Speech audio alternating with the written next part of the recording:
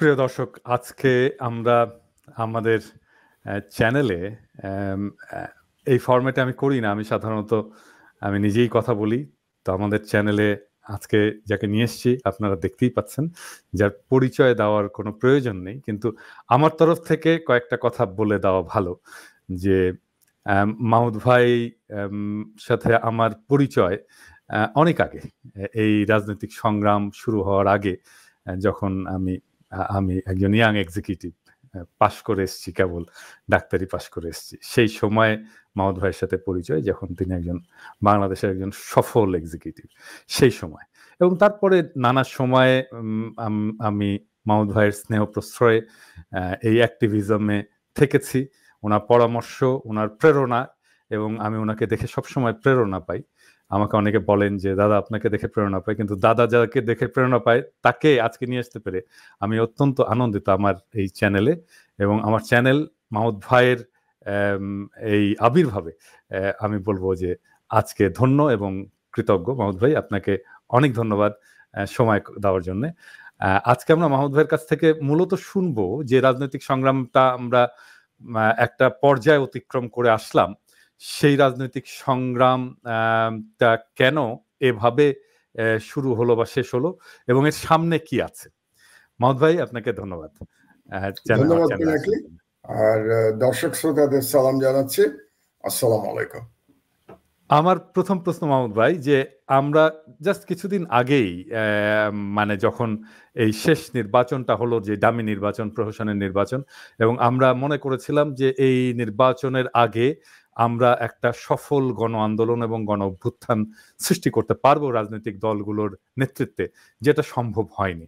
রাজনৈতিক দলগুলো ব্যর্থ হয়েছে আপাত দৃষ্টিতে। এটা কেন হলো, এবং আসলে কি রাজনৈতিক দলগুলো ব্যর্থ হয়েছে যে পরবর্তীতে ভিন্ন একটা আঙ্গিকে, ভিন্ন ফরম্যাটে স্বৈরশাসন এবং ফ্যাসিস্ট শাসন বিদায় নিল? তো এইখানে রাজনৈতিক দলগুলো আগের আন্দোলনগুলো কেন সফল করতে পারলো না, এবং এখন কেন এই ছেলেদের আন্দোলন, ছাত্রদের জনতার আন্দোলনটা সফল হলো, এটা নিয়ে আপনার মূল্যায়ন কি? প্রথমেই বলে রাখি যে আমি মূল্যায়নটা করব আমার নিজের যে ফিল্ড সেটার বেসিসে, যে আমি ইতিহাস এবং রাষ্ট্রবিজ্ঞান নিয়ে চর্চা করি, সুতরাং ওটার ভিত্তিতে আমি আমার মূল্যায়নটা করব। এখন সেই মূল্যায়নের সাথে হয়তো রাজনৈতিক দলগুলো একমত নাও হতে পারে, কারণ তাদের কি স্ট্রেংথ অ্যান্ড উইকনেস ছিল এবং তাদের কি কৌশল ছিল সেটা তাদেরই জানার কথা, আমাদের জানার কোনো সুযোগ নেই। কিন্তু আমার কাছে যেটা মনে হয়েছে, যে কারণে এর আগে এই ফ্যাসিবাদ বিদায় নেয়নি গণ অভ্যুত্থানে, তার প্রধান কারণটা হচ্ছে যে বাংলাদেশের প্রধান যে বিরোধী রাজনৈতিক দল বিএনপি, তারা সেইভাবে সকলকে ঐক্যবদ্ধ করতে পারেনি হয়তোবা, এবং না করার একটা কারণ আছে, আমি আবার সেই জিওপলিটিক্যাল দিক থেকে দেখব। সেটা হলো যে আমার মনে হয়েছে যে বিএনপি অতিমাত্রায় আমেরিকার উপরে নির্ভরশীল হয়ে পড়েছিল, এবং আমেরিকার উপরে নির্ভরশীল হতে গিয়ে তারা দেশের যে ফ্যাসিবাদ বিরোধী যারা আছেন সবাইকে ঐক্যবদ্ধ করতে পারেনি। বিশেষত জামাতে ইসলাম এবং ইসলামিক দলগুলোর সাথে এক ধরনের দূরত্ব বজায় রেখেছে বিএনপি, কারণ তারা মনে করেছিল যদি ইসলামী দলগুলোর সাথে তারা কাছাকাছি চলে যায় কিংবা তাদের সাথে মিলে আন্দোলন করে, তাহলে আমেরিকাতে এবং আপনি যে দেশে আছেন ওরকম দেশগুলোতে, মানে পশ্চিমা দেশগুলোতে, তার একটা নেগেটিভ প্রতিক্রিয়া হবে এবং তারা সেভাবে সেই আন্দোলনকে সমর্থন করবে না। তো এটা করেই তারা একটা কৌশল নিল, আপনার মনে আছে, যুগপৎ আন্দোলন। তার মানে তারা এক মঞ্চে গেল না, কিন্তু যুগপৎ ভাবে আন্দোলন করলো। তার মানে তারা বলতে চাইলো যে ইসলামী দলগুলোর সাথে আমরা একসঙ্গে নাই, আমরা এক ধরনের সেকুলার, আওয়ামী লীগ এক ধরনের সেকুলার, বিএনপিও একটা সেকুলার রাজনৈতিক দল হিসেবে নিজেকে প্রতিষ্ঠা করতে চাইলো।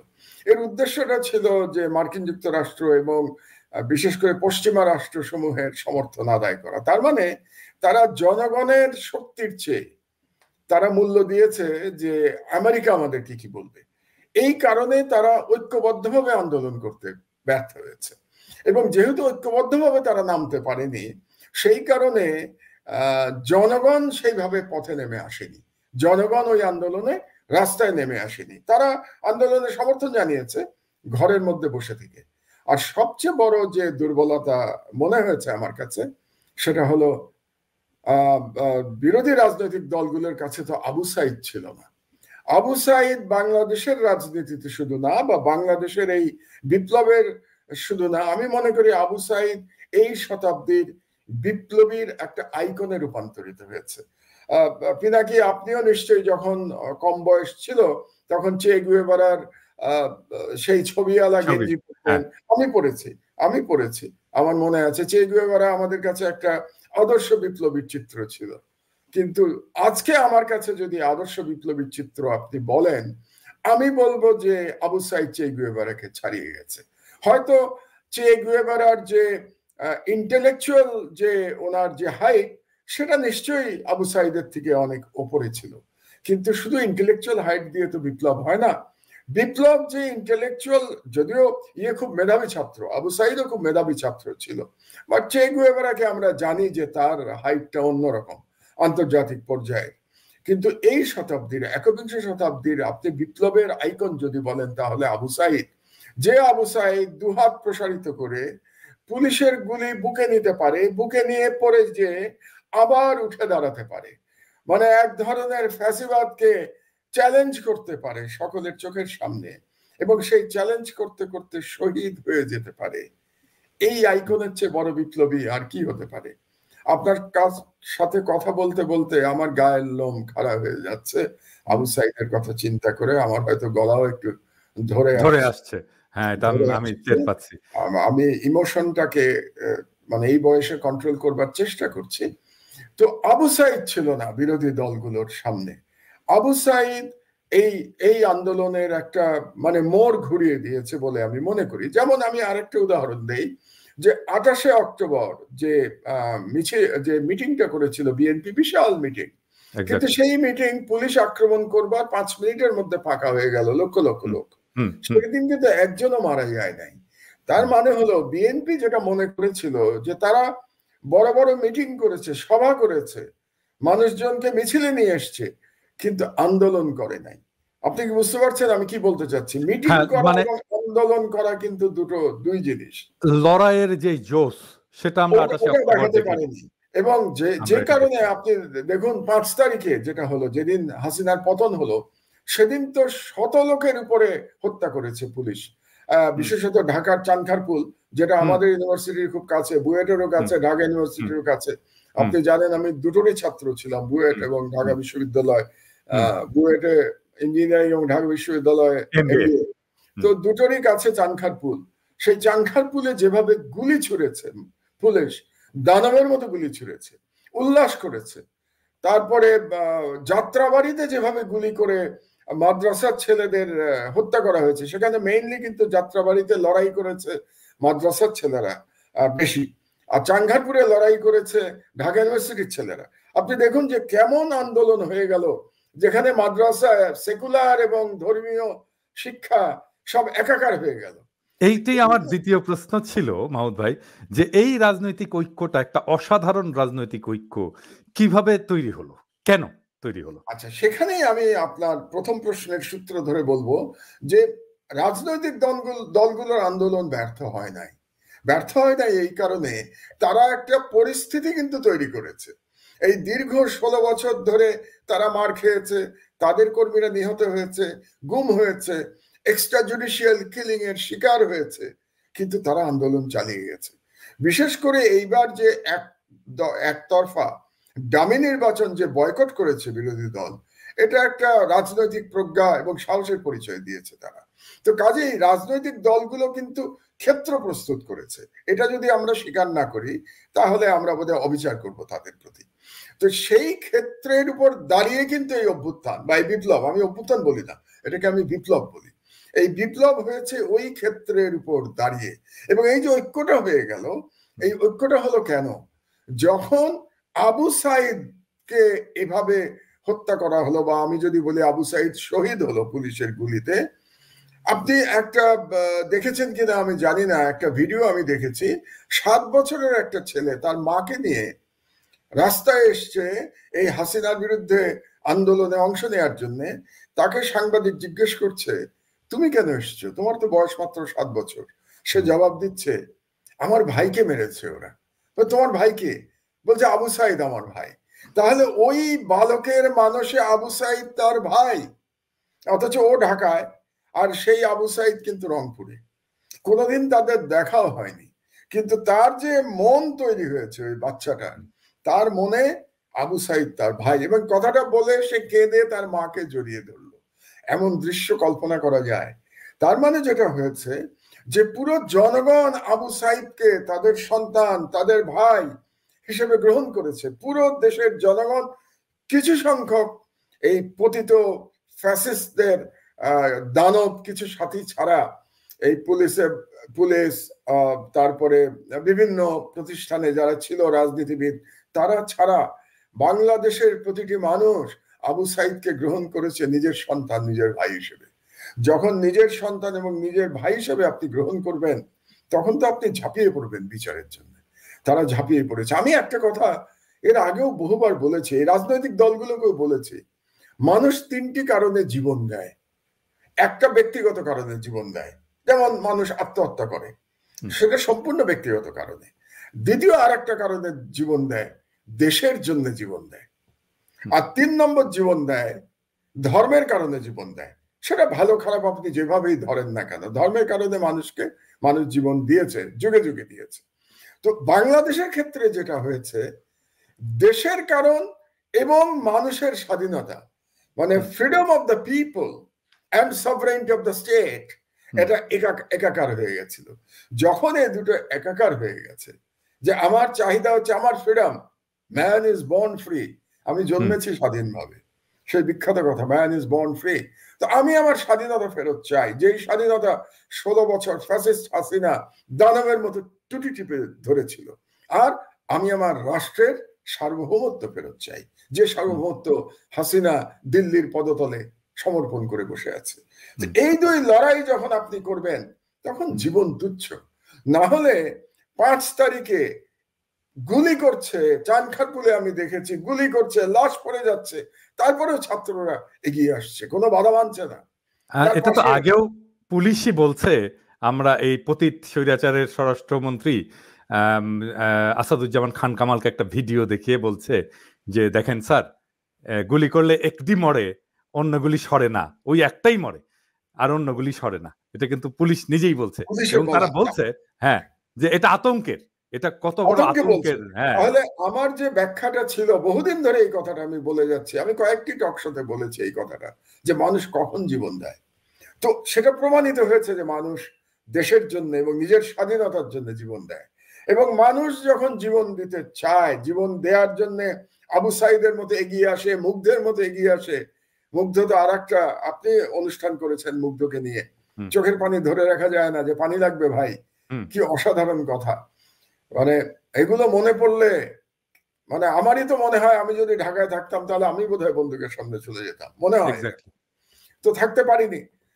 তো কাজেই আমার মনে হয়েছে যে দেশের মানুষ সবাইকে আপন করে নিয়েছে, এবং যে মুহূর্তে তাদের মনে হয়েছে যে এবার শেষ লড়াই, এই লড়াইয়ে আমাদেরকে জিততে হবে, সেখানে পুলিশের গুলি, র্যাবের গুলি, স্নাইপারের গুলি, হেলিকপ্টারের গুলি, কোনো কিছু কাজে লাগে, কিচ্ছু কাজে লাগে। এমনকি আমি তো মনে করি সেনাবাহিনী সঠিক কাজ করেছে, শেষ দিন তারা জনগণের পাশে এসে দাঁড়িয়েছে। কিন্তু সেনাবাহিনী যদি নাও দাঁড়াতো, তাহলে আমি মনে করি এই জনগণ ট্যাঙ্ক পর্যন্ত তারা ট্যাঙ্কের সামনে দাঁড়িয়ে যেত। মানে এই জাগ্রত জনতা, এই জাগ্রত জাতিকে আপনি আর পদানত করতে পারবেন না, এই কারণেই এরা সফল হয়েছে। আমার জাস্ট দুইটা প্রশ্ন, একটা ছোট প্রশ্ন আপনার আলোচনার সূত্র ধরে। আমার মনে হয় আমার দর্শকদের এই প্রশ্নটা এসছে। আপনি এটাকে অভ্যুত্থান বলছেন না, আপনি এটাকে বিপ্লব বলছেন।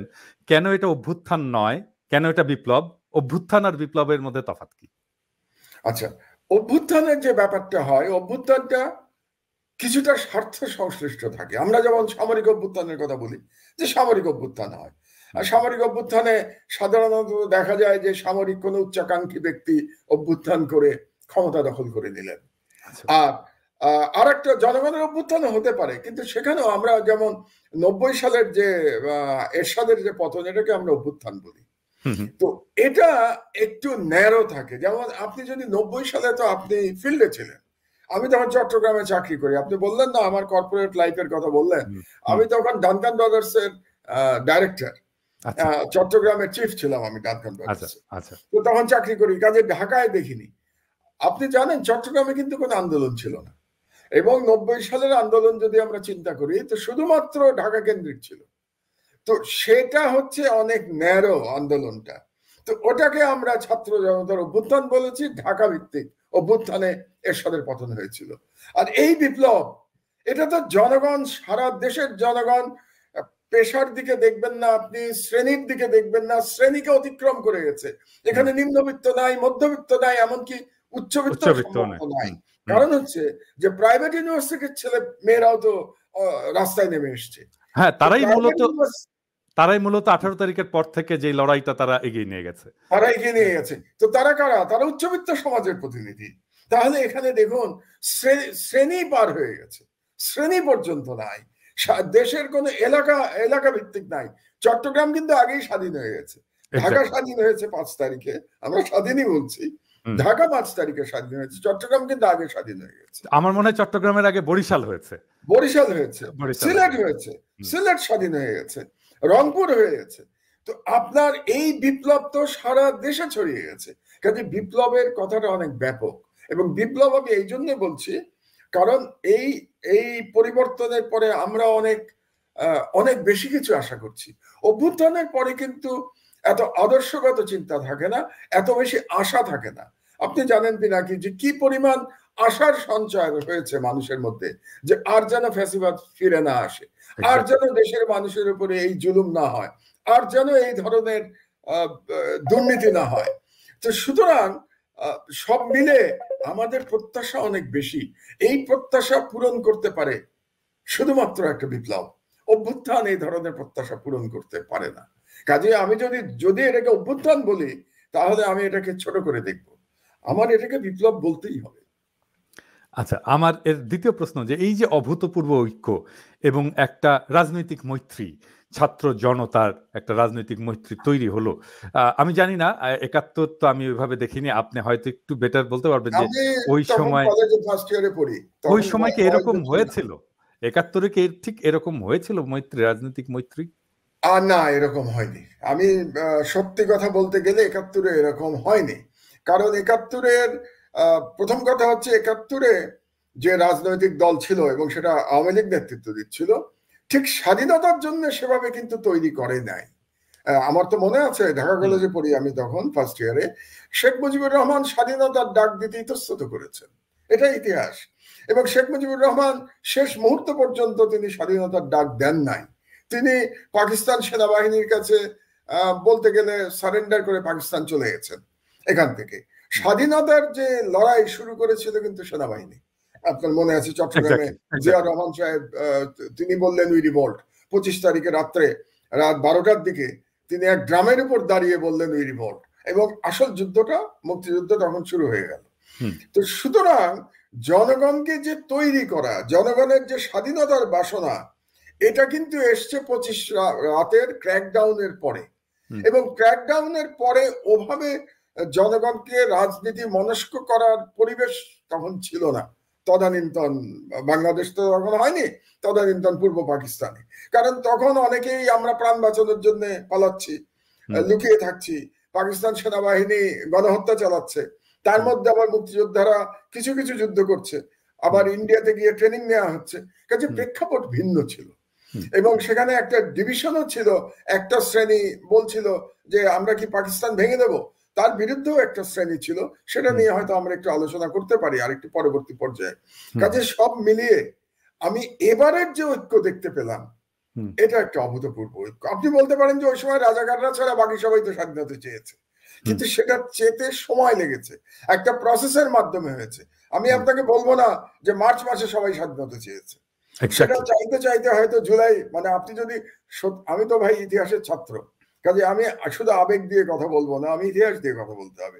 কাজে একেবারে স্বাধীনতাই আমি একমাত্র লক্ষ্য, এটা বলতে বলতে কিন্তু জুলাই আগস্ট মাস চলে এসছে। আর আমাদের এখানে তো 16 বছর ধরে ফ্যাসিবাদের বিরুদ্ধে লড়াই চলছে। কাজে জাতীয় ঐক্যটা তৈরি হয়েছে দীর্ঘ সময় ধরে, এই একটা সময়টা প্রসেসের মাধ্যমে, লড়াইয়ের মাধ্যমে জাতীয় ঐক্য তৈরি হয়েছে। কাজে এবারকার জাতীয় ঐক্য আমি মনে করি 71 সালের থেকে অনেক গভীর এবং মহৎ, অনেক স্ট্রং জাতীয় ঐক্য। এই যে ঐক্যটা, জাতীয় ঐক্য, এটাকে সংহত করা এবং সামনের দিকে এগিয়ে নিয়ে যাওয়ার জন্য আপনার রাজনৈতিক প্রস্তাবনাটা কি? প্রথম কথা হচ্ছে যে একটা বোধহয় ভুল করে ফেলেছে এই সরকার, তারা এটাকে ইন্টারিম সরকার নাম দিয়েছে, অন্তর্বর্তী সরকার। আমি এটা প্রথম থেকে প্রতিবাদ করে এসেছি। আমি সবসময় বলেছি এটাকে বিপ্লবী সরকার বলা উচিত ছিল, কারণ বিপ্লবী সরকার না বললে আপনি তো বিপ্লবটাকে ধারণ করছেন না। অন্তর্বর্তী বললেই মনে হচ্ছে আপনি একটা স্টপ গ্যাপ অ্যারেঞ্জমেন্টের মধ্যে চলে এসেছেন। এটা করলেই আমি বিপ্লবটাকে একটু খাটো করে ফেলছি, কাজে এটা বিপ্লবী সরকার হওয়া উচিত ছিল। আর 2 নম্বর কথা হচ্ছে, এটা আমার বক্তব্য, অনেকেই একমত নাও হতে পারে।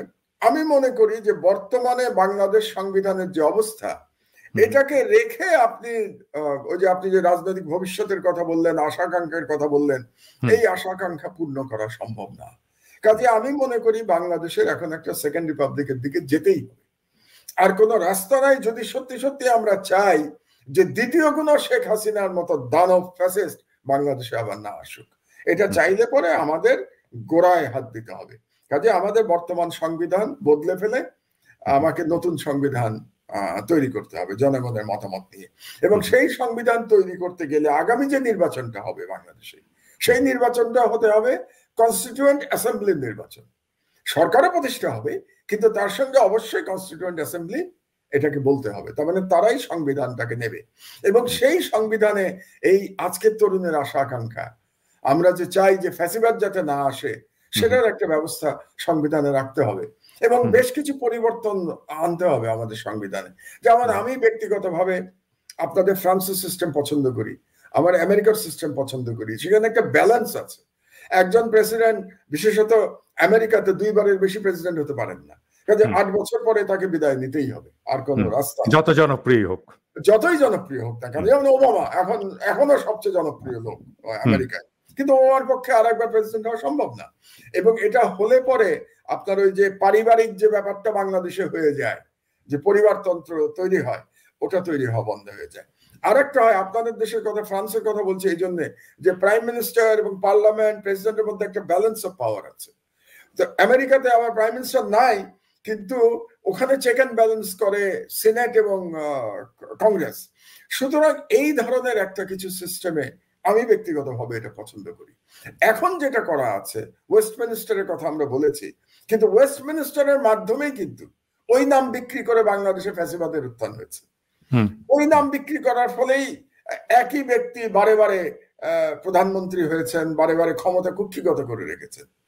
সুতরাং আমার হচ্ছে যে এটা আমার বক্তব্য, বাংলাদেশের অধিকাংশ মানুষ যদি এটা না চায় তাহলে আমার বক্তব্যের কোনো অর্থ নেই। কিন্তু আমি মনে করি যে বাংলাদেশে ওয়েস্টমিনিস্টার ডেমোক্রেসি যাব না আমরা আমেরিকান কিংবা ফ্রেঞ্চ সিস্টেমে যাব, এটা আমাদের একটু চিন্তা ভাবনা করা দরকার। এবং এটা করতে গেলেই আপনার কনস্টিটিউয়েন্ট অ্যাসেম্বলি লাগবে, এবং এটা করব।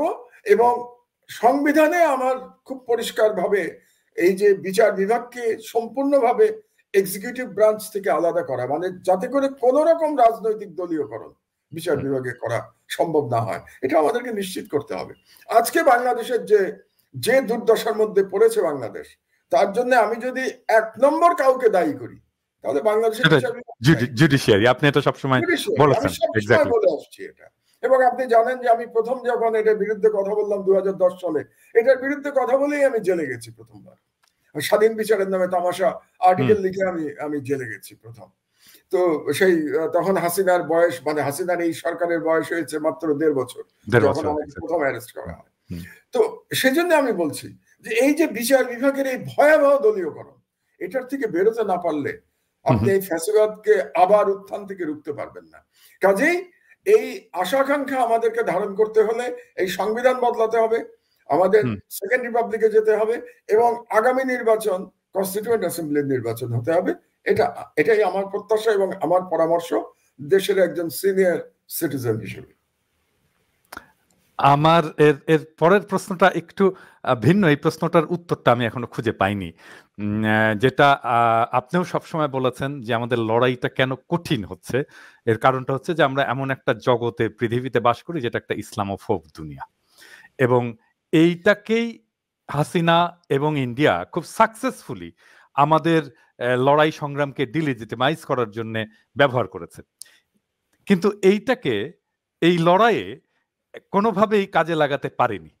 কেন পারেনি? এটা আমার কাছেও এটা একটা বিষয়, যেটা কেন পারলো না তারা শেষ পর্যন্ত। পারেনি বলতে আপনি কি 2013 সালের হেফাজতের আন্দোলনের কথা বলতে চাচ্ছেন? না, এই 2024-এর বিপ্লবে তারা কেন এই কার্ডটা খেলতে পারলো না? ও আচ্ছা আচ্ছা, কারণ এটা ভালো প্রশ্ন। এটার জবাব আপনিও যেটা বলছেন, এটার জবাব খুঁজে পাননি, তবে আমার কাছে একটা জবাব আছে। সেই জবাবটা হলো জিওপলিটিক্যাল জবাব। আমার কাছে দেশের জবাব না, আমার জিওপলিটিক্যাল জবাব আছে। সেটা হলো, আমি শুনতে আগ্রহী। আমি জিওপলিটিক্যাল জবাবটা আপনাকে দিচ্ছি, যে ইসলামোফোবিয়া একেবারে এক্সট্রিম ফর্মে শুরু হলো কবে থেকে? 9/11 এর পর থেকে। তার আগে কিন্তু হান্টিংটনের থিসিস লেখা হয়ে গেছে। সোভিয়েত ইউনিয়নের পতনের পরে হান্টিংটন বলছেন যে পশ্চিমা বিশ্বের ক্ল্যাশ অফ সিভিলাইজেশনে নেক্সট ক্ল্যাশ হচ্ছে কার বিরুদ্ধে? ইসলামের বিরুদ্ধে এবং চায়নার বিরুদ্ধে। তিনি দুটোর কথা বলেছেন, ইসলাম এবং চায়না দুটোর কথা বলেছেন। তো 9/11 এর পরে যেটা হলো সেটা ইসলামের বিরুদ্ধে চলে গেল, চায়নাটা তখন একটু পেছনে চলে গেল, এবং বুশ যখন আমেরিকার প্রেসিডেন্ট হলো সে কি বললো? Either you are with us or you are against us. তার মানে তার যে কি বলবো, তার যে একতরফা একটা ইউনিপোলার ওয়ার্ল্ডে তার যে আমেরিকান যে অ্যাগ্রেশন, ইরাকের বিরুদ্ধে, আফগানিস্তানের বিরুদ্ধে যে অ্যাগ্রেশন আমেরিকা, আপনি যদি তাকে সমর্থন না করেন তাহলে আপনি তার বিরুদ্ধে। এটা হচ্ছে মোদ্দা কথা ছিল। তো সেই সময় এই ইসলামোফোবিয়ার কার্ডটা ইন্ডিয়া খুব ভালোভাবে ব্যবহার করেছে। কারণ সেই সময় আপনার মনে আছে হয়তো, কন্ডোলিজা রাইস ভারতে আসলেন 2005 সালে। She was at that time national security adviser. উনি এসে বললেন যে ভারত আমাদের স্ট্র্যাটেজিক অ্যালাই, মানে দক্ষিণ এশিয়াতে কৌশলগত মিত্র হচ্ছে ভারত, এবং ভারতকে মোটামুটি দক্ষিণ এশিয়ার এক ধরনের হেজেমনিক মাস্টারের ক্ষমতা দিয়ে গেল আমেরিকা। কেন দিয়ে গেল? যে ইসলামকে রুখতে হবে। তো তখন বাংলাদেশে ক্ষমতায় কিন্তু বিএনপি। তো বিএনপি ক্ষমতায় থাকাতে হলো কি, আপনার মনে আছে, তখন এই যে জঙ্গিবাদের নানা রকম কথা শুরু হয়ে গেল, এবং প্রচারটা করা হতো প্রধানত ভারত থেকে। এই প্রচার শুরু হয়ে গেল, এবং সেই প্রচার ভারত হলো, এবং অন্যান্য পত্রিকাতে, ফার ইস্টার্ন ইকোনমিক রিভিউতে কোকুন অফ টেরর নামে একটা আর্টিকেল লিখলো এক ভদ্রলোক, সেখানে বলে দিল বাংলাদেশ এখন নেক্সট আফগানিস্তান, এবং সেখানে লেখা ছিল বাংলাদেশ নেক্সট আফগানিস্তান হচ্ছে। এটা ভারতই করিয়েছে, যাতে করে ভারত বাংলাদেশের উপর একটা হেজেমনিক কন্ট্রোল তৈরি করতে পারে ইসলামিক কার্ড খেলে। এবং হাসিনা যখন সাকসেসফুলি ক্ষমতা নিল 2009 সালে, সে দেখলো যে সব থেকে কট্টর ইসলামোফোবিক বিশ্বে সে ক্ষমতা নিয়েছে, এবং ক্ষমতা ধরে রাখার জন্য একের পর এক জঙ্গি কার্ড সে খেলতে লাগলো। এবং আমি বিশ্বাস করি তার জঙ্গিবাদের যে সমস্ত গল্প আমরা শুনতে পাই তার 99% ভুয়া, এবং এগুলো গ্রামের দরিদ্র মানুষদের ধরে নিয়ে এসে তাদেরকে ঘরের মধ্যে বন্দি করে বোমা মেরে উড়িয়ে দিয়েছে। পিনাকি, আপনি একসময় বামপন্থী রাজনীতি করতেন, আপনি চিন্তা করে দেখুন যে কত করুণ, যে গ্রামের মানুষদের কেন এনেছে ধরে? কারণ তাদের জন্য কেউ কাঁদবে না, এক্স্যাক্টলি, তাদেরকে কেউ চিনবে না, তারা ফেসলেস। এই ধরনের ফেসলেস মানুষদের ধরে এনে, আমি নিজে ডিবিতে দেখেছি, আটকে রেখে দিয়েছে গ্রামের দরিদ্র লোকদের দিনের পর দিন। বাংলাদেশের আইনে তো আপনি 24 ঘন্টার বেশি রাখতে পারবেন না। তাদেরকে রাখতো কিভাবে জানেন? তাদের কোনো হদিসই ছিল না, কোনো রেকর্ডই নাই তাদের, মানে গুম করে নিয়ে আসতো, গুম করে নিয়ে এসে বিভিন্ন জায়গায় তাদেরকে নিয়ে গিয়ে সেই বাড়ি শুদ্ধ বোমা মেরে উড়িয়ে রীতিমতো হত্যাকাণ্ড চালিয়েছে এই হাসিনা সরকার। এবং আমেরিকার কাছ থেকে বাহবা নিয়েছে, ইন্ডিয়ার কাছ থেকে বাহবা নিয়েছে যে আমরা জঙ্গিবাদ দমন করছি বাংলাদেশে। এটা করতে করতে এই কাজটা ভালোই চলছিল, এই ব্যবসাটা হাসিনার বেশ লাভজনক ব্যবসা ছিল ফর অ্যাবাউট 10 years। কিন্তু যেই মুহূর্তে আফগানিস্তান থেকে আমেরিকান সৈন্য প্রত্যাহার হয়ে গেল, তারা চলে গেল, চলে যাওয়ার পরে আর ইসলামী কার্ড আর আমেরিকার জন্য জরুরি না, প্রায়োরিটি নাই, প্রায়োরিটিতে নাই আমেরিকা। তার প্রায়োরিটি কি আসলো? চায়না। চায়নাকে মোকাবেলা করতে হবে, চীনকে মোকাবেলা করা হলো এখন প্রায়োরিটি। এবং এরপরে যখন ইউক্রেন যুদ্ধ শুরু হয়ে গেল রাশিয়ার সাথে, তখন এই ইসলামিক কার্ড আরো পেছনে চলে গেল। থ্রেটটা হলো আপনার নিজের দেশেরও, ফ্রান্সেও। ইউরোপের থ্রেট কে? ইউরোপের থ্রেট ইসলাম না তো, ইউরোপের থ্রেট তো রাশিয়া। যখন আপনার থ্রেট রাশিয়া হয়ে গেল, আমেরিকার লার্জার থ্রেট হয়ে গেল চায়না, তখন আমেরিকা চিন্তা করলো যে মুসলিম ওয়ার্ল্ডের সাথে আমার সম্পর্ক উন্নত করতে হবে। তো মুসলিম ওয়ার্ল্ডের সাথে সম্পর্ক উন্নত যদি করতে হয় আমেরিকাকে, তাহলে ইসলামিক আর্ট খেলা বন্ধ করতে হবে। তো ইসলামিক আর্ট খেলা যে মুহূর্তে আমেরিকা বন্ধ করে দিল, তখন আর এই কার্ডের আর কোনো মূল্য রইল না। এটা হচ্ছে প্রধান কারণ, যে কারণে এবার ইসলামিক আর্ট খেলতে পারে নাই। হাসিনা ব্যর্থ হয়েছে, খেলার চেষ্টা করেছে, রাজাকার বলেছে, বিভিন্ন কথা বলেছে, ইসলামিস্ট মুভমেন্ট বলা হয়েছে, এসব বলা হয়েছে, কিন্তু এই কার্ড ইন্ডিয়াও খেলতে চেয়েছে, ভারতের মিডিয়াতেও এসব লেখা হয়েছে, কিন্তু ভারত এবং হাসিনা ছাড়া পৃথিবীর আর কোন দেশ ইসলামিক কার্ড অ্যাকসেপ্ট করে না। আরেকটা হয়ে গেল কি, লড়াইয়ের ময়দানে ডান বলুন, বাম বলুন, ইসলামী এই যে মাদ্রাসার ছাত্র বলুন, সেকুলার এডুকেশনের ছাত্ররা বলুন, সবাই তো একাকার হয়ে গেল, সবাই তো মিশে গেল। 13 জন হিন্দু সম্প্রদায়ের শহীদ হয়েছে, মারা গেছে 13 জন। চিন্তা করে দেখেন আপনি, তাহলে এখানে আপনি ইসলামিক কার্ড খেলবেন কি করে? সে এক হয়ে গেছে। তো এখানে দুটো গ্রুপ, একটা ফ্যাসিস্ট গ্রুপ আর একটা অ্যান্টি ফ্যাসিস্ট গ্রুপ। তো এই লড়াইটা তো ফ্যাসিজমের বিরুদ্ধে, এই লড়াইটা তো কোনো ধর্মের বিরুদ্ধে না, কোনো বর্ণের বিরুদ্ধে না, কোনো গোত্রের বিরুদ্ধে না। এই লড়াই হচ্ছে ফ্যাসিজম আর অ্যান্টি ফ্যাসিজম। তো অ্যান্টি ফ্যাসিজম যখন এক হয়ে গেল, তখন এখানে আর ইসলামিক আর্ট খেলার কোন সুযোগ রইল না। আমি আপনাকে ইয়ের কথা, আমি তো বললাম চানখানপুলের কথা, যেখানে লড়াই করেছে ঢাকা বিশ্ববিদ্যালয়, বুয়েট, মেডিকেল কলেজের আপনার কলেজ, এখানকার ছাত্রছাত্রীরা লড়াই করেছে। আর ওইদিকে যাত্রাবাড়িতে লড়াই করেছে, ওখানে অনেকগুলো মাদ্রাসা আছে যাত্রাবাড়িতে, মাদ্রাসার ছেলেরা চলে এসছে, হাজারে হাজারে লাখে লাখে চলে এসছে রাস্তার মধ্যে লড়াই করতে। তো এই যে লড়াইয়ের মাঠের একতা, আপনি দেখুন আগে কি হতো, ইউনিভার্সিটির জীবনের কথা মনে করেন, আপনার সর্বদলীয় ছাত্র ঐক্য করতে হতো, মনে আছে আপনার? পরে প্ল্যাটফর্ম করতে হতো। তো আগে প্ল্যাটফর্ম করতো, তারপরে লড়াইতে নামতো। আর এবার কি হচ্ছে, কোনো প্ল্যাটফর্ম নাই, কিন্তু লড়াইয়ের মাধ্যমে তো লড়াইয়ের মাঠে সব এক হয়ে গেছে। এই ঐক্য আপনি ভাঙবেন কি করে? যে ঐক্য লড়াইয়ের ময়দানে হয়, সেই ঐক্য তো আপনি ভাঙতে পারবেন না। এই জন্য এবার আর ইসলামিক কাজ দেয় না। আমার একটা সম্পূরক প্রশ্ন আছে আপনার এই আলাপের প্রেক্ষিতে। যখন এই পশ্চিমা বিশ্ব ইসলাম প্রশ্নের কার্ডটা তৈরি করে ভারতকে এই অঞ্চলের চৌকিদারি দিল এবং ভারত বিএনপির বিরুদ্ধে এই ইসলামিক কার্ড খেলা শুরু করলো, জঙ্গিবাদের কার্ড খেলা শুরু করলো, বিএনপি নেতৃত্ব, বিএনপি সরকার কি এই বিপদটা আজ করতে পেরেছিল? সেটা অবশ্য বলতে পারবো না। আপনি বলতে পারেন যে আপনি তখন সরকারে ছিলেন, হ্যাঁ, আপনি তাহলে আপনার মনে আপনি বুঝবেন ব্যাপারটা, because you are a professional. আমি কিন্তু টেকনোক্রেট হিসেবে ছিলাম, আমি কোনো রাজনৈতিক দল কখনো করি নাই, কোনো রাজনীতির সাথে জড়িত কখনো ছিলাম না। আমার কাজ ছিল বিনিয়োগ বোর্ডের বিনিয়োগ দেখা, ইনভেস্টমেন্ট দেখা, এবং শেষ 1.5 বছরে এনার্জি অ্যাডভাইজার হিসেবে দেশের জ্বালানির সমস্যা দেখা। বিদ্যুৎ না, কিন্তু অনেকে আবার আমাকে বিদ্যুতের জন্য গালাগাল করে দেখি আমি মাঝে মাঝে, লোক যা আপনি বিদ্যুতের কি করেছেন। আমি বিদ্যুৎ মন্ত্রী ছিলাম না, বলে রাখা পরিষ্কার করে বলা দরকার, আমি জ্বালানি উপদেষ্টা ছিলাম, বিদ্যুৎ কিন্তু আমার দায়িত্ব ছিল না। যাই হোক, তো সুতরাং তখন আমি রাজনীতি নিয়ে খুব একটা মাথা ঘামাতাম না, খুব একটা। রাজনীতি নিয়ে আমি মাথা ঘামানো শুরু করেছি পিনাকি 1/11 পর থেকে। কারণ 1/11 আমার মনে হয়েছে যে বাংলাদেশের সার্বভৌমত্ব চলে যাচ্ছে, এবং 1/11 আমার মনেই হয়েছে যে এটা ভারত করিয়েছে 1/11, এবং সেটা পরবর্তী সময়ে প্রণব মুখার্জির বইতে প্রমাণিত হয়ে গেছে যে ভারত কতটা জড়িত ছিল 1/11 সঙ্গে। কাজেই আমি মনে করি যে বিএনপি ওই সময় হয়তো রাজ করতে অতটা পারে নাই, যে এই কার্ডটা কিভাবে খেলা হবে, এটা আমার ধারণা যে আজ করতে সক্ষম হয়নি। আবার এবার মানে যেহেতু ওই যে বলে না যে মানে চুন খেয়ে মুখ পুড়লে দই দেখলে ভয় লাগে, তো ওই যে আজ করতে পারে নাই বিএনপি, সেই ভয় থেকে এবার দেখেন এই এত বছর ধরে তারা ইসলামী দলগুলোর সাথে একটা দূরত্ব বজায় রেখেছে। তার মানে নিজের সেকুলার ক্রেডেনশিয়াল প্রমাণ করবার জন্য তারা জামাত ইসলাম এবং অন্যান্য ইসলামিক দলগুলোর সাথে তারা একটা দূরত্ব বজায় রেখেছে। কিন্তু সেটাও আবার স্ট্র্যাটেজিক মিস্টেক হয়ে গেছে। কারণ আমি মনে করি আবারও আমার ভুল হতে পারে, যে ঐক্যটা এখন গড়ে উঠলো আমরা দেখলাম, এবং যেখানে ধর্ম বর্ণ সব বাধা অতিক্রম করে গেছে, এই ঐক্যটা একতরফা ডামি নির্বাচনের আগেও হতে পারত।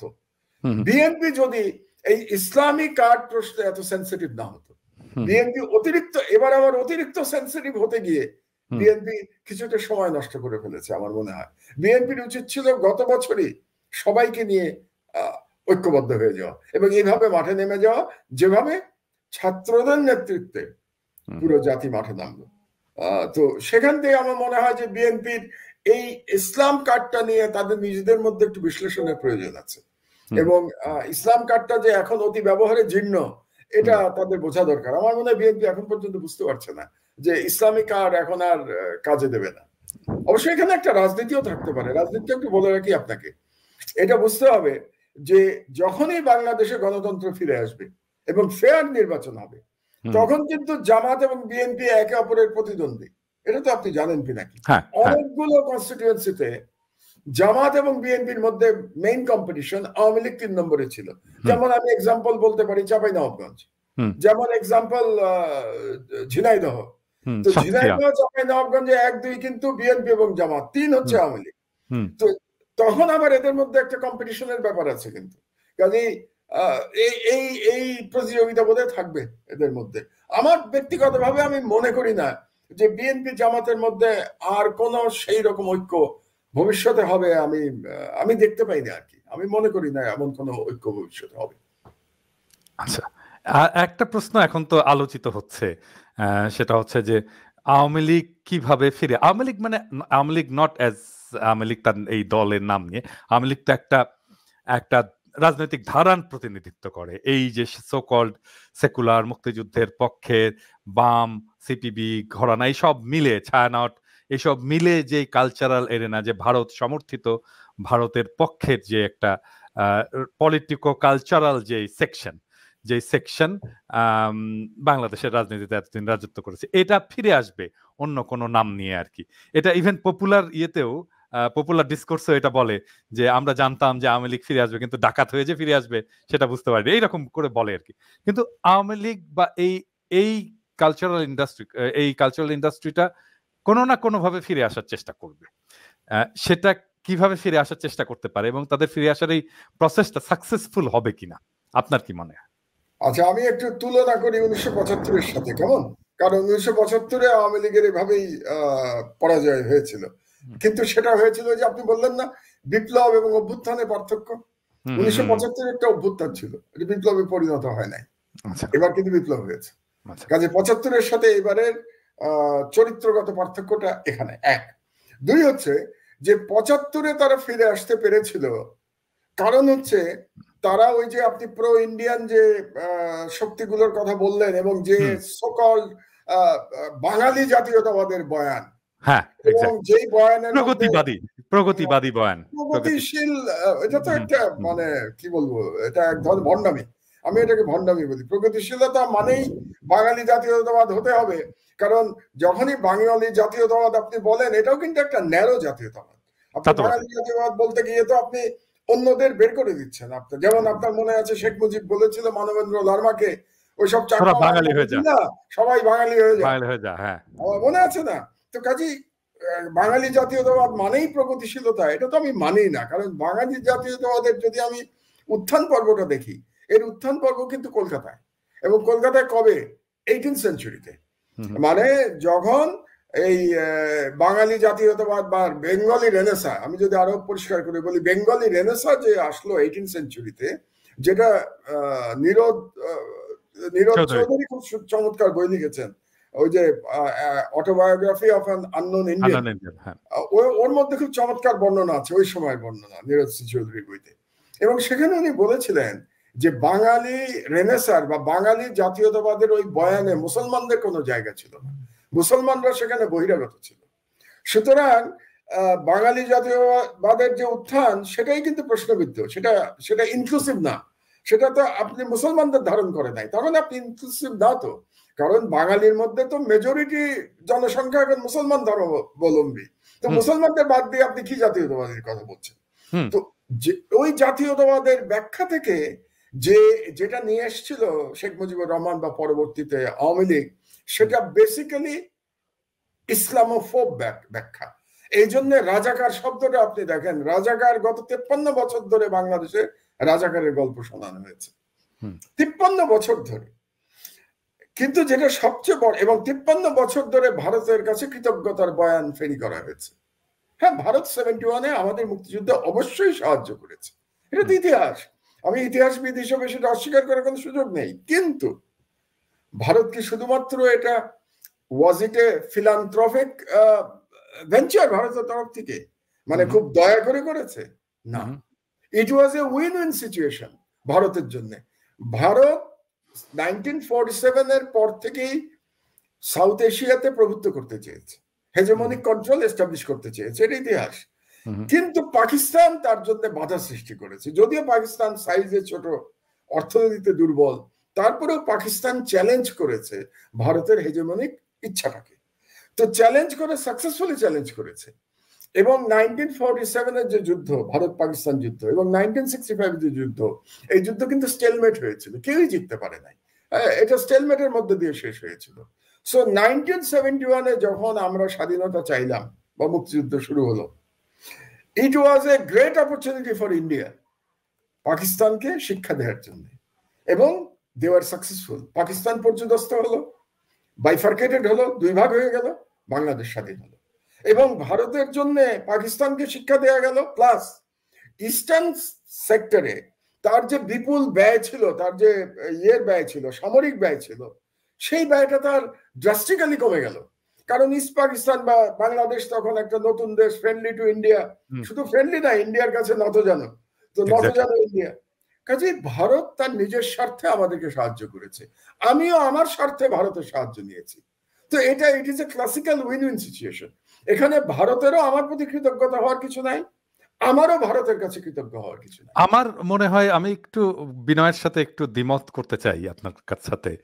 আমার মনে হয় যে বাংলাদেশের স্বাধীনতা, এটার জন্য ভারতের বাংলাদেশের কাছে কৃতজ্ঞ থাকা উচিত, এটা আমি বলি। এটার কারণ, এটা কারণ আছে, খুবই স্পেসিফিক কারণ আছে। আমি এটা খুব আবেগ নিয়ে বলছি না, খুবই স্পেসিফিক কারণ আছে। ধরেন আজকে যদি বাংলাদেশ অখণ্ড পাকিস্তানের অংশ থাকতো বা পূর্ব পাকিস্তান হিসেবে থাকতো, তাহলে তো আজকে বাংলাদেশের ঢাকাতে আমরা একটা পারমাণবিক বোমা ফিট করে রাখতাম, অবশ্যই ন্যাচারালি। অবশ্যই, তাহলে থাকতো, এবং এটা তো দিল্লির দিকেই আমরা ফিট করে রাখতাম। তো এই যে তার বিশাল বড় নিরাপত্তা ঝুঁকি, এটা যে বন্ধ হয়েছে বাংলাদেশ স্বাধীন হওয়ার কারণে, এর জন্য অবশ্যই তাদের আমাদের কাছে কৃতজ্ঞ থাকা উচিত। আমার আবার আপনাকে আমি একটু দ্বিমত করি, কিন্তু আমি তো স্বাধীন হয়েছি, কাজে আমি তো ভারত সাহায্য না করলে স্বাধীন হতে পারতাম না, এটা তো বাস্তবতা। এখানেও আমি আরেকটু দ্বিমত আমি বলছি যে ভাই, কেউ কারো কাছে কৃতজ্ঞ হওয়ার কোনো প্রয়োজন নাই। আমি আরেকটু দ্বিমত করতে, না, আমি আরেকটু দ্বিমত করি, জিও পলিটিক্সে কৃতজ্ঞতার কোনো জায়গা নাই। এটা খুবই কি বলবো, কঠিন জায়গা। এখানে সবই দেয়া নেয়ার ব্যাপার। So it is a win win, আমরা ওটাকে মেনে নেই।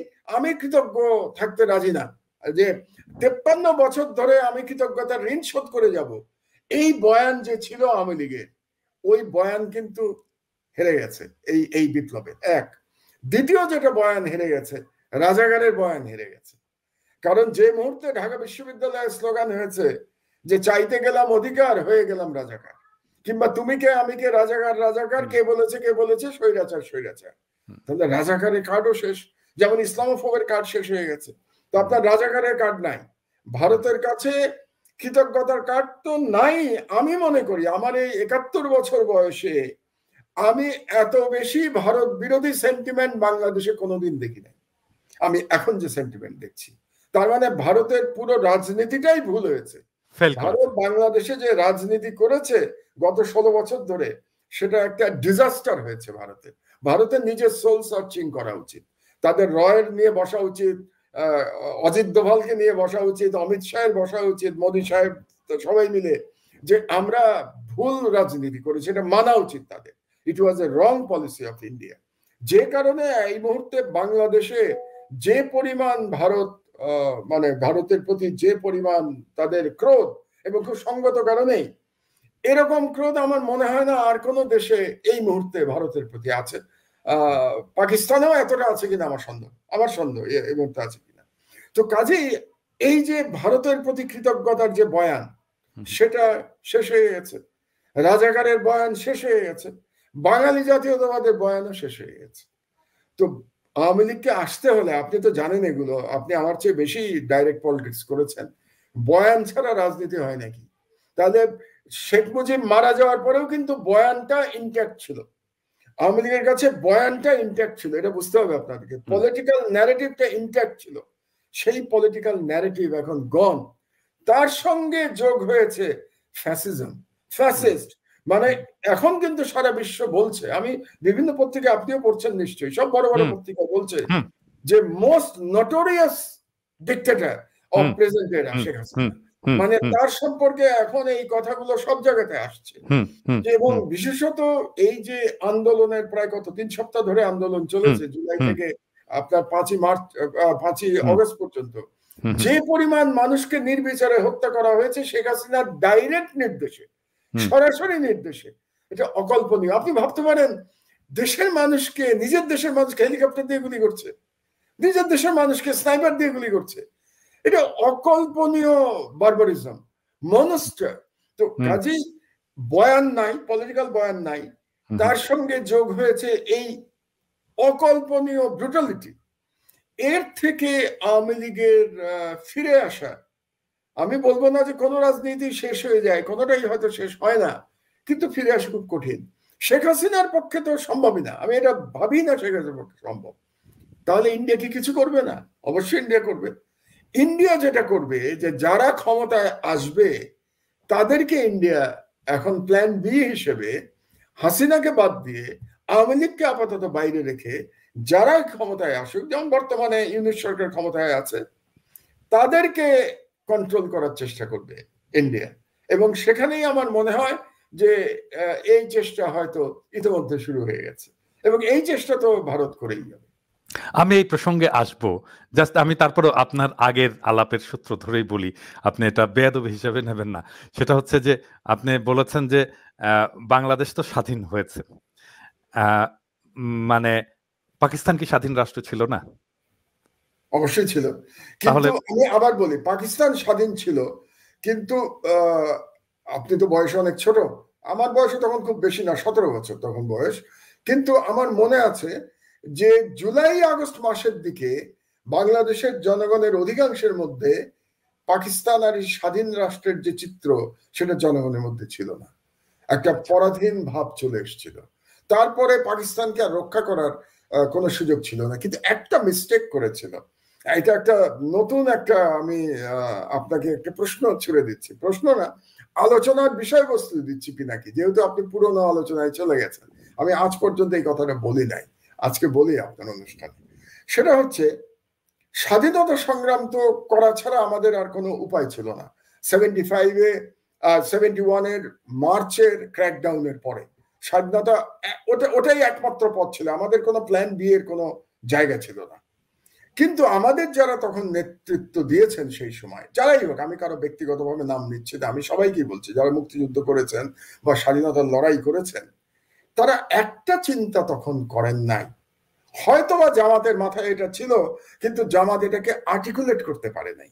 সেটা হলো যে ঠিক আছে, পাকিস্তান থেকে তো আমি স্বাধীনতা পেলাম, ধরেন পেয়ে গেলাম, পাকিস্তান তো আমার থেকে 2000 কিলোমিটার দূরের একটা দেশ, এবং তার সাথে আমার জিওগ্রাফিক্যাল কোনো অ্যাটাচমেন্ট নাই, সে ইচ্ছা করলে আমাকে আর আক্রমণ করতে পারবে না। এবং দুই দেশের মাঝখানে, মানে ইস্ট পাকিস্তান ওয়েস্ট পাকিস্তানের মাঝখানে শক্তিশালী ভারত, তো আর একটা দেশ। কাজে একবার আমি যখন স্বাধীন হয়ে যাব, পাকিস্তান নিয়ে আমার আর দুশ্চিন্তা করার কোনো কারণ নাই। আওয়ামী লীগ যেটা পাকিস্তান পাকিস্তান করে গেছে 53 বছর, সেটা কমপ্লিটলি পলিটিক্যাল বয়ান, এটার কোনো অস্তিত্বই নেই, এটা কোনো বাস্তবতাই নেই, এটা পলিটিক্যাল বয়ান। কিন্তু আমাদের যারা নেতা ছিলেন সেই সময়, বা আমাদের পূর্বপুরুষ, বা আমরা তখন ছোট, আমাদের যে বড় যারা জ্ঞানী ছিলেন, তারা একবারও চিন্তা করেন নাই যে আমরা তো আরো ভয়ঙ্কর, ভয়াবহ, hegemonic and much more powerful নেইবারের একেবারে পেটের মধ্যে আসলাম। তো আমরা স্বাধীনতা রক্ষা করব কি করে? এই চিন্তাটা 71-এ কেউ করেছেন, আমার মাথায় এটা কদিন ধরে আসছে, এই জন্য আপনার সাথে আজকে বলে ফেললাম আমি। এই চিন্তাটা কি কেউ একজনও কি করেছিলেন তখন? জামাত বলেছিল আমরা, মানে তারা অনেকটা ধর্মীয় দিকে চলে গেছিল। আমি এখানে কিন্তু ধর্ম টানছি না, আপনি খেয়াল করেন কি নাকি, আমি ধর্ম টানছি না, আমি একেবারে মানে রাজনীতির কথা বলছি। যে আমি যে স্বাধীন সত্তা হিসেবে ভারতের মতো দেশ, এই বিশাল দেশ, এর সাথে টিকে থাকবো, আমার পলিসিটা কি হবে? ভারত কি আমাকে স্বাধীন থাকতে দেবে? দেয় নাই তো। ইতিহাস বর্ণনা করে, ইতিহাস প্রমাণ করেছে এই বিপ্লবের আগ পর্যন্ত আমাকে তো স্বাধীন থাকতে দেয় নাই তো ভারত। ভারত তো আমার সবকিছু কন্ট্রোল করেছে 16 বছর, আমার রাজনীতি কন্ট্রোল করেছে, আমার ভিতরে এসে গুম করেছে ভারত, ধরে নিয়ে গেছে, লোক হত্যা করেছে, আমার ভোটাধিকার হরণ করে নিয়ে গেছে বাংলাদেশের আজকে 35 বছর পর্যন্ত যে যুবকের বয়স, সে ভোট দিতে পারে নাই, এবং ভোট না দেওয়ার জন্য সম্পূর্ণভাবে ভারত দায়ী। ভারত হাসিনাকে বসিয়ে রেখেছে, ভারত বলেছে নির্বাচনে কোনো প্রয়োজন নাই, ভারত আমেরিকাতে ইউরোপে গিয়ে লবি করেছে যাতে করে হাসিনা ইলেকশন ছাড়া চাপে না থাকে। তাহলে ভারত সম্পূর্ণভাবে দায়ী আমার অধিকার হরণের জন্য। তো আমার স্বাধীনতা তো ভারত হরণ করে নিয়ে গেছে, একতরফা ভাবে ট্রানজিট দিয়েছে, করিডোর দিয়েছে, আমার পোর্ট নিয়ে গেছে, আমাকে পানিতে ডুবিয়ে মারছে, আবার শুকনার সময় আমাকে মরুভূমি করে দিচ্ছে। তো আমি তো স্বাধীন থাকতে পারি নাই। তো স্বাধীন যে থাকতে পারলাম না, এটা কি আমি, আপনি বললেন না যে বিএনপি কি ইসলামিক আর্টটা বুঝতে পেরেছিল? আমার প্রশ্ন করতে ইচ্ছে করে যে 71-এ যারা স্বাধীনতা সংগ্রামের নেতা ছিলেন, তারা কি বুঝতে পেরেছিলেন বা তারা কি চিন্তা করেছিলেন যে ভারতের সাথে লড়াই করে আমি স্বাধীনতা কিভাবে রক্ষা করব? এই চিন্তাটা কি কারো মাথায় এসেছিল? আমার মনে হয় আসে নাই। আমি হয়তো জানেন যে আমার একটা বই বেরোচ্ছে, এটা উপন্যাস। আমি আসলে উপন্যাসের আদলে বাংলাদেশের ন্যারেটিভটাকে ব্যাখ্যা করার চেষ্টা করেছি। মানে উপন্যাস হলে পড়তে আগ্রহ থাকে সেই জন্য। তো এটা আসলে পলিটিক্যাল উপন্যাস বলতে পারেন। তো আমি এই মুক্তিযুদ্ধের প্রশ্নটা এনেছি এবং বাংলাদেশের স্বাধীনতা এবং ভারতের সাহায্য, এই প্রশ্নটাকে আমি একটা মেটাফোর দিয়ে ব্যাখ্যা করেছি। আমি বলেছি যে আমরা কুকুরকে তাড়াতে নেকড়েকে ডেকে এনেছিলাম। চমৎকার। তার মানে আমি যেটা বলেছি আপনি সেটাই বলছেন। আমার কথাটাই কিন্তু আপনি বলছেন। এটা নিয়ে বাংলাদেশে এই কখনো কিন্তু ডিসকোর্স আমরা শুনি নাই, আলোচনা। এই আলোচনা করতে আমরা মানে সবাই হয়তো ভয় পেয়েছে, অথবা কেউ চিন্তা করে নাই বিষয়টা, আবার কেউ হয়তো বলবে আমি স্বাধীনতা বিরোধী, জামাত বানায় দিবে।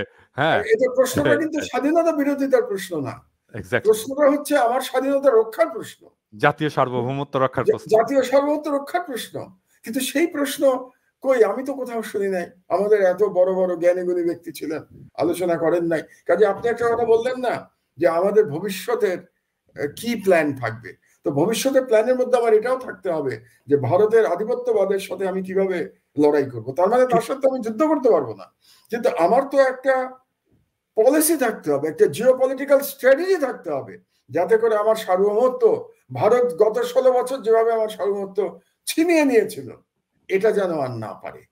এটাই কিন্তু আমার প্রশ্ন, আমার শেষ প্রশ্নটা এটাই যে আসলে কিভাবে, কিভাবে আমরা এটা সম্ভব করে তুলব, ভারতের সাথে আমাদের আগামী সম্পর্কটা কিভাবে স্থির হবে, আমরা কোন পররাষ্ট্র নীতিতে আমরা চলবো, ভারতের সাথে সম্পর্কটা আমাকে কিভাবে নির্ধারণ করব, পুনর্নির্ধারণ করব, এবং ভারতের এই যে হেজিমনিক আগ্রাসন এবং যেটাই বলেন যে বাংলাদেশের উপরে যে দমনমূলক একটা চরিত্র যে এতদিন ধরে রেখেছে, সেটাকে আমরা কিভাবে মোকাবেলা করব। ভারত একটা বিশাল দেশ, মনে করে সবাই যে ভারত আমাদেরকে ঘিরে আছে। আমি অবশ্য আরেকটা ন্যারেটিভ দিয়েছি যে ভারত আসলে আমাদেরকে ঘিরে নাই, ভারতকেই নানা শত্রু রাষ্ট্র ঘিরে আছে, যার মধ্যে বাংলাদেশও আছে আর কি।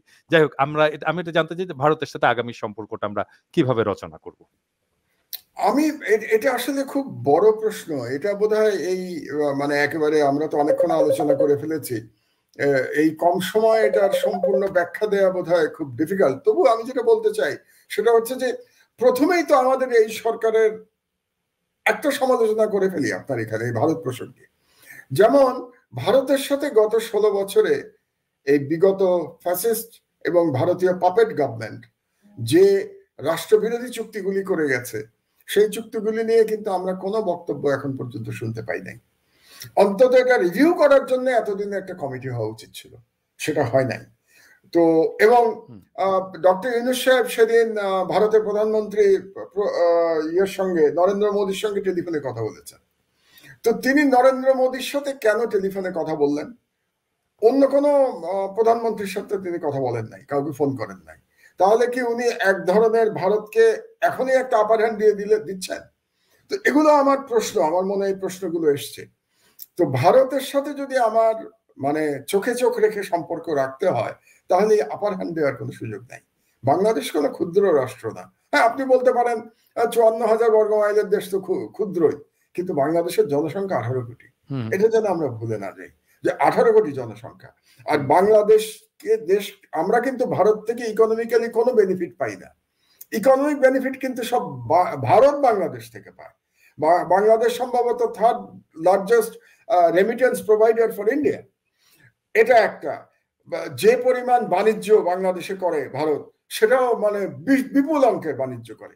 কাজে সেই দিক দিয়ে বরং আমি সাইজে ছোট হতে পারি, যে কিন্তু আমার মার্কেট বড়, আমার জনসংখ্যা বেশি। কাজে ভারত আমাকে ইকুয়াল রেসপেক্ট দেবে, আমাকে সভরেন কান্ট্রি হিসেবে। কিন্তু রেসপেক্ট আপনাকে নিতে হবে। আপনি যদি আগের সরকারের মতো বলেন যে ভারত আর আমাদের সম্পর্ক স্বামী স্ত্রীর মতো, তাহলে আপনি রেসপেক্ট করতে হবে, কিন্তু আপনার রেসপেক্ট আদায় করতে হবে। সেখানে আমি মনে করি যে এই এবং নরেন্দ্র মোদীর সাথে তিনি টেলিফোনে কথা বলেছেন। শুধুমাত্র নরেন্দ্র মোদীর সাথে কেন কথা বললেন? যদি কথাই বলতে হতো, তাহলে তিনি তার সঙ্গে সঙ্গে চীনের প্রেসিডেন্টের সাথে কথা বলতেন বা প্রাইম মিনিস্টারের সাথে কথা বলতেন। সেভাবেই তার করা উচিত ছিল। কারণ আপনি কি করতে পারেন জিও পলিটিক্স, আবার সেই জিও পলিটিক্সে চলে আসি আমি। আপনি একটা করতে পারেন যে বৃহৎ শক্তির কাছে আপনি সারেন্ডার করতে পারেন, যেটা আগের সরকার 16 বছর ধরে বাংলাদেশকে সারেন্ডার করে দিয়েছিল, যেটাকে বলে ব্যান্ডওয়াগনে উঠে যাওয়া, মানে ভারতীয় ব্যান্ডওয়াগনে আপনি উঠে যেতে পারেন। এটা একটা পথ। আর দ্বিতীয় পথ হচ্ছে আপনাকে ব্যালেন্সিং অ্যাক্ট করতে হবে। তো ব্যালেন্স আপনি কাকে দিয়ে করবেন? ব্যালেন্স আপনি করতে হলে তো ভারতের মতো আপনার ইকুয়াল একটা পাওয়ারের সাথে আপনাকে ব্যালেন্স করতে হবে। তাহলে আপনার বাড়ির কাছে যে পাওয়ার আছে, ভারতের বাড়ির কাছে পাওয়ার চীন, তাহলে চীনের সাথে আপনার সেই ব্যালেন্সিং করতে হবে। অথবা professor Yunus is very popular in the western world and specially in America, তাহলে আমেরিকা দিয়ে উনি ব্যালেন্সিং করতে পারতেন। তো তাহলে যখন প্রফেসর ইউনূস সাহেব তিনি ভারতীয় প্রধানমন্ত্রীর সাথে কথা বললেন, পরের দিনই তার উচিত ছিল অন্তত পক্ষে ব্লিংকেনের সাথে কথা বলা, আমেরিকার কি বলে স্টেট সেক্রেটারি অফ স্টেটের সাথে, কিংবা prime minister of China, or even যদি সম্ভবত প্রেসিডেন্ট অফ চায়না, এর সাথে তিনি কথা বলতে পারতেন। তাহলে বোঝা যেত যে বাংলাদেশ একটা ব্যালেন্সিং স্ট্র্যাটেজির দিকে যাচ্ছে। তাহলে আপনার প্রশ্নের সোজা রিপ্লাইটা হলো যে আমার নিজের শক্তি সঞ্চয় করতে হবে, ভারতের সাথে লড়াই বলতে আমি যুদ্ধের কথা বলছি না, পলিটিক্যাল লড়াইয়ের কথা বলছি। আমি বারে বারে পরিষ্কার করে বলি, রাজনৈতিক লড়াই করতে হলে আমার নিজের ইনহারেন্ট পাওয়ার লাগবে, তার সাথে আমার ব্যালেন্সিং স্ট্র্যাটেজি লাগবে। এই দুটোর যদি সংমিশ্রণ আমি করতে পারি, তাহলে আমি মনে করি ভারতের সাথে আমাদের মানে আমরা ইকুয়াল ফুটিং এ আমরা আলোচনা করতে হবে। কারণ ভারত আপনি একটা খুব ভালো কথা বলেছেন যে ভারত চারিদিকে, আপনি কি শত্রু বলেছেন? শত্রু রাষ্ট্র। You are right, absolutely. আপনি দেখেন যে ভারত একমাত্র হেজেমনিক কন্ট্রোল দুটো দেশের উপরে করতে পেরেছিল এই পুরো এইখানে। কার উপরে? ভুটানের উপরে এবং বাংলাদেশের উপরে। ভুটানের উপরে করেছে কিভাবে? 1949 সালের একটা চুক্তি আছে ভুটানের সাথে, দ্যাট ইজ এ হেজেমনিক ট্রিটি, এবং সেই চুক্তি অনুযায়ী ভুটান কোনো ফরেন পলিসি ডিসিশন নিতে পারবে না দিল্লির অনুমোদন ছাড়া। যে কারণে আপনি জানেন নিশ্চয়ই যে ভুটানের আজ পর্যন্ত সিকিউরিটি কাউন্সিলের যে 5টা পার্মানেন্ট মেম্বার, তার কারোর সঙ্গে বাইলেটারাল রিলেশনশিপ নাই, অফিসিয়াল। তার এই 5 দেশের কোন দেশের দূতাবাস নাই ভুটানে। সিমিলারলি ভুটানের দূতাবাস এই 5 দেশে নাই। কেন? এটা ইন্ডিয়া হতে দেয় নাই ভুটানের কোন এদের সঙ্গে সম্পর্ক। কাজে ভুটানের উপরে কন্ট্রোল আছে। আর বাংলাদেশের উপরে কন্ট্রোল প্রতিষ্ঠা করেছিল ইন্ডিয়া গত 16 বছরে। বাংলাদেশের সাথে কোনো চুক্তি নাই, এই ধরনের কোনো হেজেমনিক ট্রিটি নাই, বাট আনঅফিশিয়ালি আমরা আমাদের দেশটাকে শেখ হাসিনা ইন্ডিয়ার একটা ভাসালে পরিণত করেছিল, ইন্ডিয়ান একটা কলোনিতে পরিণত করেছিল শেখ হাসিনা। তাহলে সেখান থেকে বের হতে হলে আপনার ব্যালেন্সিং স্ট্র্যাটেজি নিতে হবে, আপনার নিজের সক্ষমতা বাড়াতে হবে, আর একটা কাজ করতে হবে। এটা বললে ভারত হয়তো নড়ে চড়ে বসবে। আমাদের ইয়াং জেনারেশনের জন্য কম্পালসারি মিলিটারি ট্রেনিং এর ব্যবস্থা করতে হবে। এটা আমার তরফ থেকে প্রস্তাব হচ্ছে যে ইন্টারমিডিয়েট পাস করার পরে ইউনিভার্সিটি যাওয়ার মাঝখানে আমরা প্রায় 6 মাস সময় পাই, বা আমাদের সময় পেতাম, এখন তো বলতে পারবো না এখন কি অবস্থা বলতে, আমাদের সময় আমরা 6 মাস সময় পেতাম ইউনিভার্সিটিতে যাওয়ার আগে। এই 6 মাস কম্পালসারি মিলিটারি ট্রেনিং হতে হবে প্রত্যেকের, এবং তারপরে ইউনিভার্সিটিতে চলে যাবে। এটা হওয়া থাকলে কি হবে, আমাদের দরকারের সময় যখন আমরা শত্রু দেশ দ্বারা আক্রান্ত হব, এরা প্রত্যেকে এক একজন আবু সাইদ হয়ে যাবে। আপনি চিন্তা করুন তো, আমার সিভিলিয়ানদের মধ্যে সবাই যদি আবু সাইদ হয়ে যায়, পৃথিবীর কোন শক্তি না আমাদের পরাজিত করবে? এরকম তো শক্তি আছে না। আমার তো ভাই আবু সাইদের দেশ এটা, আমি তো এটাকে আবু সাইদের দেশ বলি। তা আমি সবাইকে আবু সাইদ করতে চাই। তো সবাই আবু সাইদ হয়ে গেলে ইন্ডিয়া কি করবে আমাকে? ইন্ডিয়ার চারদিকে, এদিকে পাকিস্তানের আছে অ্যাটমিক ওয়েপন্স আছে, পাকিস্তানের ভয় আছে, ওইদিকে চায়না তার বর্ডার, এইদিকে নেপালের সাথে তার বৈরী সম্পর্ক, শ্রীলঙ্কার সাথে বৈরী সম্পর্ক, এমনকি মায়ানমারের মায়ানমারের গণতন্ত্রকামীরা যদি চলে আসে তাদের সাথে ভালো সম্পর্ক থাকবে না, ভালো সম্পর্ক হওয়ার কারণ নাই। তাহলে ইন্ডিয়া আমাকে কি করবে? তো এই জন্য আমার এই হচ্ছে আমার পরামর্শ।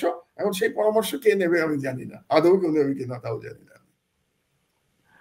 থ্যাংক ইউ মাহমুদ ভাই, আমরা অনেক কিছু জানলাম। আমরা আসলে 1 ঘন্টা ধরে আলাপ করলাম, এবং এই আলোচনাটা শুরু হলো, এবং আপনার কাছ থেকে আমার দর্শকরা আমার মনে হয় আরো অনেক কিছুই জানতে চাইবে, এবং যত ইভলভ করবে আমাদের পলিটিক্যাল সিনারিও সিচুয়েশন, সেখানে আপনার অ্যানালাইসিস, আপনার সাজেশন এবং আপনার দিক নির্দেশনা আমি আশা করি যে আমাদের বাংলাদেশের বর্তমান সরকার, প্রফেসর ইউনূসের সরকার গুরুত্বের সাথে বিবেচনা করবেন, এবং এই সাজেশনগুলো তারা অনুসরণ করার চেষ্টা করবেন। আপনাকে অনেক ধন্যবাদ মাহমুদ ভাই। দর্শকদের আপনি যদি 1 মিনিটের জন্য কিছু বলতে চান ফাইনালি। পিনাকি, ধন্যবাদ এই আলোচনাটা করবার জন্য। দর্শকদের শুধু এটুকু বলতে চাই, বিশেষত বাংলাদেশিদের, যে স্বাধীনতা রক্ষা করা কঠিন, বিপ্লবটাকে বিপ্লব করেছি আমরা, কিন্তু বিপ্লব রক্ষা করতে হবে, এবং সেই দায়িত্ব আমাদের সকলের। আর ভারতীয় জনগণ যারা দেখেন, তাদের প্রতি আমি বলতে চাই, আমরা আপনাদের শত্রু হতে চাই না। আপনারা শুধু আমাদেরকে নিয়ন্ত্রণ করবার যে একটা নেশা আপনাদের মধ্যে পেয়ে বসেছে, আপনাদেরকে এই নিয়ন্ত্রণ করবার নেশার থেকে আপনারা মুক্ত হয়ে যান। আমরা বন্ধু হিসেবে 2 দেশ পাশাপাশি আমরা থাকব। থ্যাংক ইউ মাহমুদ ভাই, আমরা শেষ করে ফেলছি।